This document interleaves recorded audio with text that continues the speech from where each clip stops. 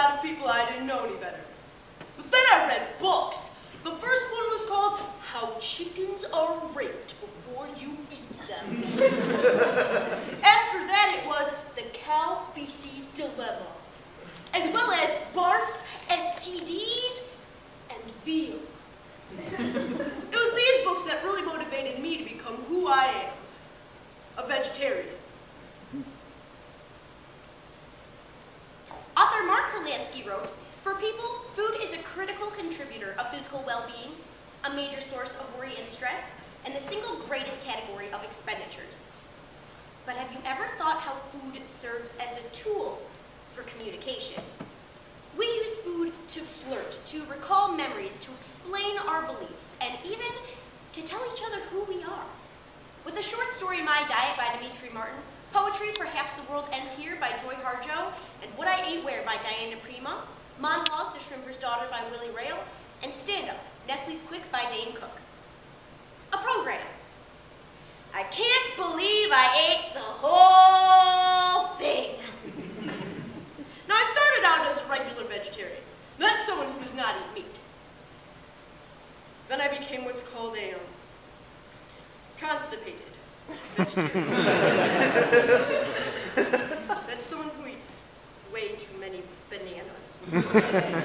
The world begins at the dinner table. The gifts of earth are brought and prepared, set on this table.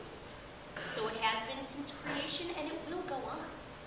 At this table, our children are given instructions on what it means to be human. Our dreams drink coffee with us as our meals direct our lives. I remember the winter in January where I ate nothing but Oreos. Now, if you don't know what Oreos are, they're those chocolate cookies, 2 of them at a time with sugar stuck in the middle, and very addictive. I really got hooked on that. There was this low armchair in my apartment, and I would just sit in it and eat Oreos and read and drink milk or water because, you know, Oreos and large amounts, they tend to get stuck in your teeth. My daddy's a shrimper. He owns a boat and he goes out shrimping almost every day.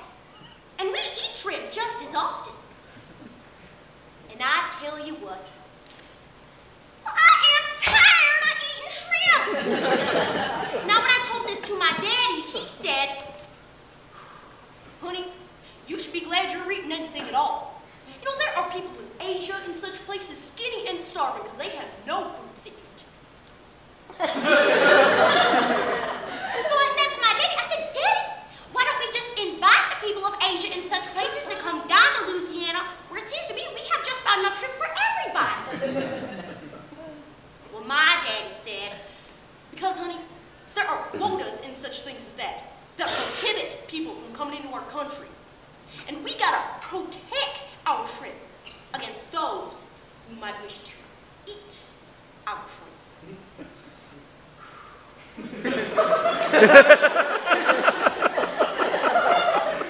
Now, I find this vastly unfair, not to mention somewhat evil. When I was a kid, I used to have these messed up dreams because, like, do you remember that Nestle's Quick? You know, that powder you put into your milk and then you stir it for like 30 minutes, and no matter how hard you stir, there'd still be chunks of powdered magma in your drink? Like you go to take a sip. Oh my God! What? Sand whistle just blew up in my eye! Oh. Okay, so when I was like 5 or 6, and I took the powder, and I snorted it. Oh! Because I heard about speed, so I thought speed, quick, well, you know. And then I'd have all these crazy dreams because I'd be all hopped up on the queue. And then I'd go on my big wheel all strung out like, you know, what am I doing with my life here? Oh, hey guys, I can't play kickball today. My leg's not working today. I'll kickball tomorrow. I'll play kickball with you tomorrow. I mean, I go to church almost every Sunday, and there is nothing but talk about love for your neighbor. Now, I would think that the people in Asia and such places are our neighbors too. Now, they are not our next door neighbors, but, you know, who is to determine the definition of neighbor? Compared to, let's say, Jupiter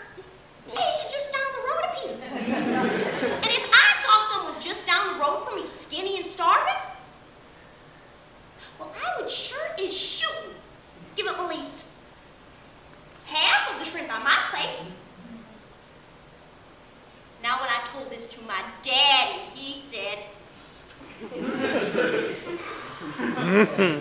Honey, will you just shut up and do the dishes already?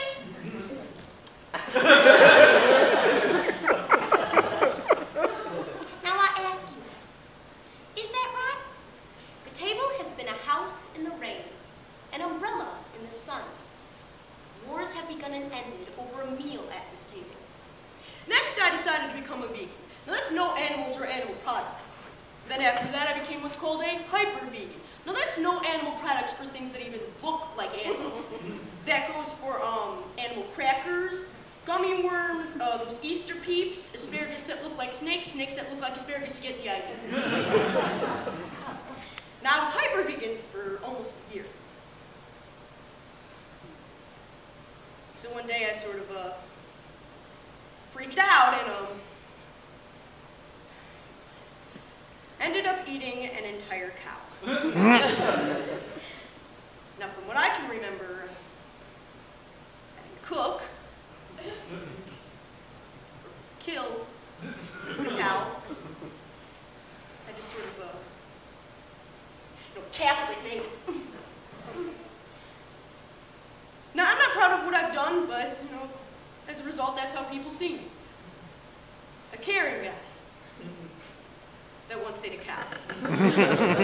When I was lonely, I would go upstairs and visit these two girls who were my neighbors. Now, they liked Oreos too, but not as much as I did.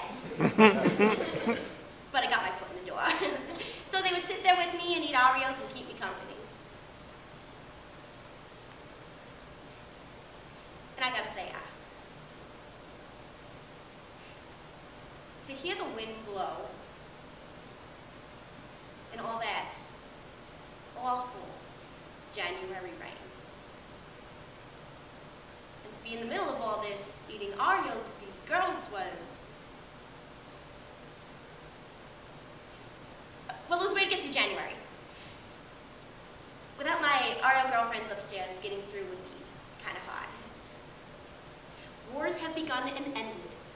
We have given birth at this table, and we have prepared our parents for burial here. At this table, we pray of suffering and remorse. Perhaps the world will end at this table, while we're laughing, crying, savoring,